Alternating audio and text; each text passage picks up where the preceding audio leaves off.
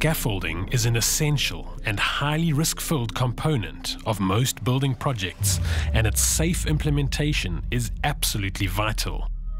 All scaffold work must be overseen by a scaffold supervisor. The supervisor, scaffold erector, scaffold inspector, and team leader must be competent and fully trained for the task. Appointments must be made in writing using an appropriate appointment form. Weekly scaffold inspections must be made by the scaffold inspector, especially after inclement weather and major alterations. Make sure that these reports are recorded and kept up to date in the register. There are 4 main types of scaffold: access system scaffold, freestanding scaffolding, mobile scaffold, and suspended scaffolds. Access system scaffold. When assembling access scaffolds, make sure the following requirements are met. The foundation of the access scaffold must be firm, stable, and visible. The base jacks must be firmly placed on sole boards and be spaced correctly according to the design. Make sure the area surrounding the scaffolds is clear of material and rubble. The scaffolding must have adequate bracing, ensuring the structure is stable without any back, forward, or sideways movement. Always make sure the working platforms you are working from have sufficient platform boards covering the entire platform. The platform boards must be in good condition and secured correctly, and there must be no open gaps on the platform for workers, materials, and tools to fall through. Falling objects from heights can cause serious harm or even kill workers below, and can also damage expensive property. The edges of working platforms must be protected with toe boards and with adequate double handrails. Toe boards are to prevent materials, tools, and equipment from being kicked off and falling from the platform. Stairs found on access scaffolds must have correctly secured and positioned handrails. Only use access ladders that are secured and positioned on the inside of the access scaffold. Make sure that the platforms these access ladders lead up to are fitted with trapdoors, and be sure to keep the trapdoors closed at all times. It is recommended to place ladders away from other trapdoor openings. Access scaffolding must always be tied back into the structure as per the design specifications. Sufficient, safe or unsafe signs must be strategically positioned on the scaffold. The date and time of last inspection must be recorded on the reverse of the scaffold tag. The recordings must comply with the Occupational Health and Safety Act and regulations, SANS 10085, and with the design criteria. Here is a quick summary for access scaffolds. Check the right appointments have been made and that the persons appointed are adequately competent. Remember to conduct regular inspections and record these accordingly. Check the physical condition of the scaffold. This includes the foundation, bracing, platforms, toe boards, handrails, access ladders, and tie-ins. And lastly, check the scaffold tag to make sure the access scaffold is safe to use.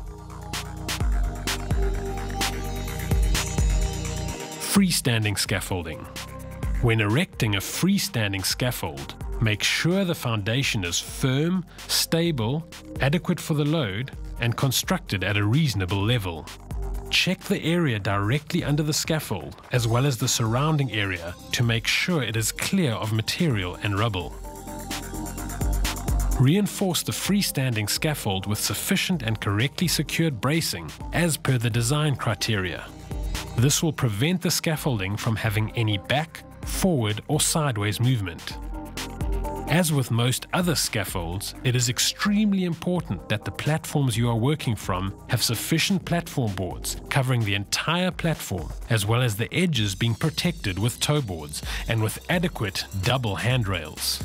Remember, it is important to never climb on the outsides of any type of scaffolding. If you do, you can fall and be killed or end up permanently disabled. You also may never be able to work again. Use only the stairs and access ladders that are secured and positioned correctly. This will ensure your safety while working on freestanding scaffolds. Ladders leading to higher scaffold levels must be placed away from each other, and platforms must have trapdoors in place, and these must always be kept closed. Look out for safe or unsafe signs placed on the scaffold. These will indicate whether or not it is safe to use the scaffold. Check the reverse of the scaffold tag for information such as the date and time of last inspection.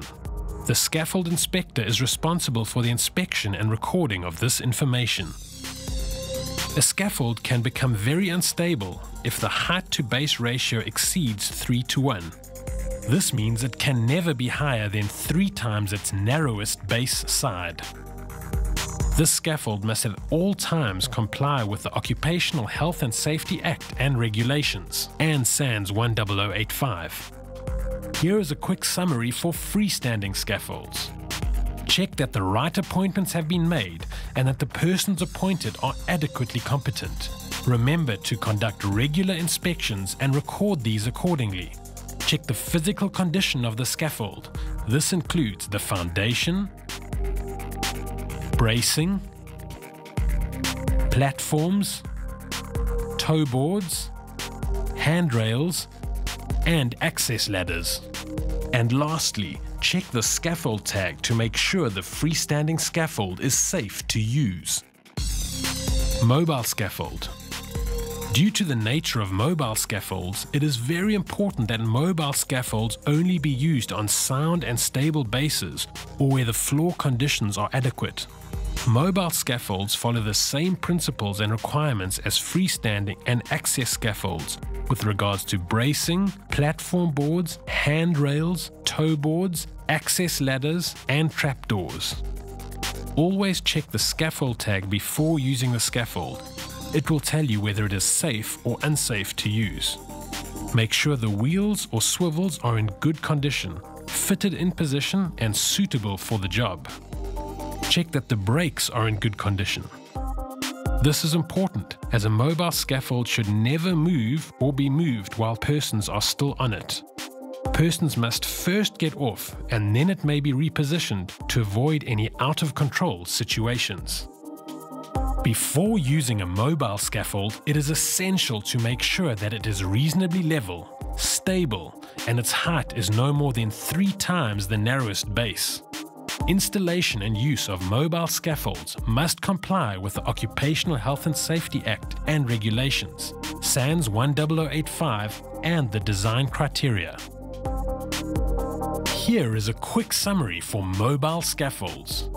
Check that the right appointments have been made and that the persons appointed are adequately competent. Remember to conduct regular inspections and record these accordingly. Check that the surface the mobile scaffold is on is firm and adequate. Check the physical condition of the scaffold. This includes the foundation, bracing, platforms, toe boards, handrails, access ladders, trapdoors, wheels, and brakes. And lastly, check the scaffold tag to make sure the mobile scaffold is safe to use. Suspended scaffolds. Suspended scaffolds are used when it is impossible or too high to work from scaffolding that has been erected on the ground.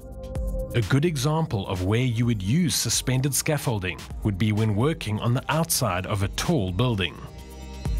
Working from extreme heights puts you in very dangerous situations, and it is up to you to adhere to good safety practices to make sure that you complete your work as safely as possible. There are 2 main types of scaffolding that will be covered: suspended scaffolding and swing scaffolding. Suspended scaffolds. All suspended platform work must be carried out under the supervision of a competent person. Suspended scaffolding may not be used unless the operator is in possession of a corresponding system design certificate issued to him by a certified engineer. The operator must also be in possession of an operational plan specific to the scaffold.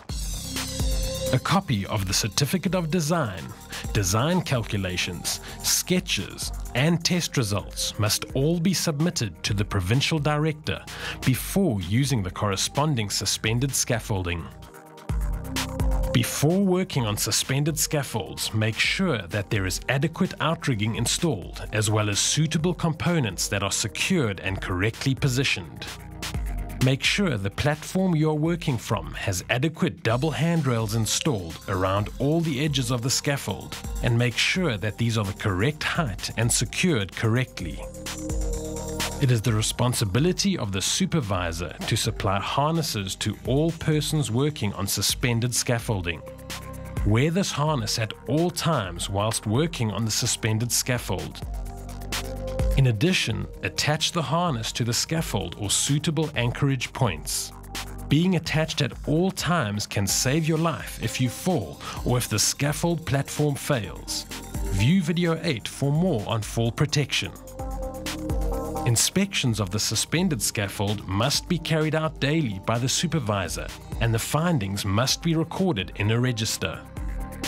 A valid test certificate must also be available on site for the corresponding suspended scaffold. Swing scaffold. Swing scaffolds have much of the same function as suspended scaffolds. The difference, however, is that they are suspended by steel wire ropes, making them vertically mobile. All swing scaffold work must be carried out under the supervision of a competent person.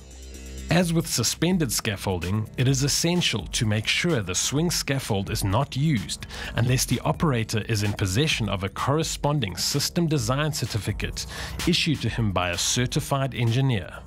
The operator must also be in possession of an operational plan specific to the scaffold. Be sure to submit a copy of the Certificate of Design, design calculations, sketches, and test results to the Provincial Director before you begin any work on the corresponding swing scaffolding. Swing scaffolding also requires adequate outrigging.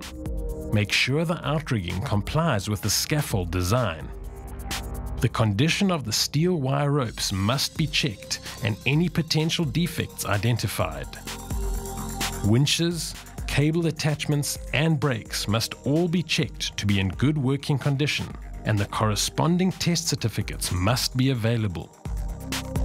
Electrical controls on the swing scaffold must be accessible and functional at all times, and all cables must be protected and in good condition. Make sure all workers working on swing scaffolds are supplied with safety harnesses. These must be worn and attached to the platforms or anchorage points on the scaffold at all times. Make sure the maximum safe working load is clearly displayed on the swing scaffold and adhere to this restriction before conducting any work on the scaffold.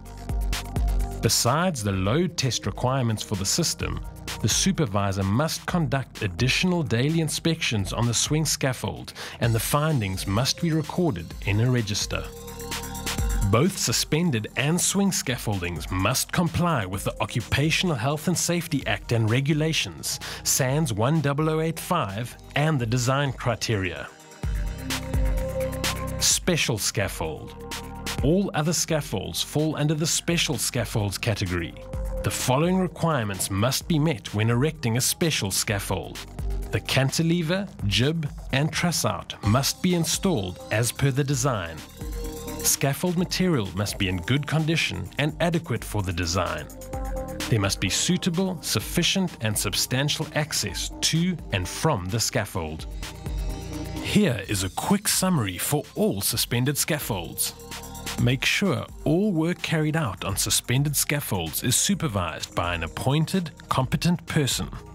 Check that the operator is in possession of both the design certificate and the operational plan specific to the scaffold.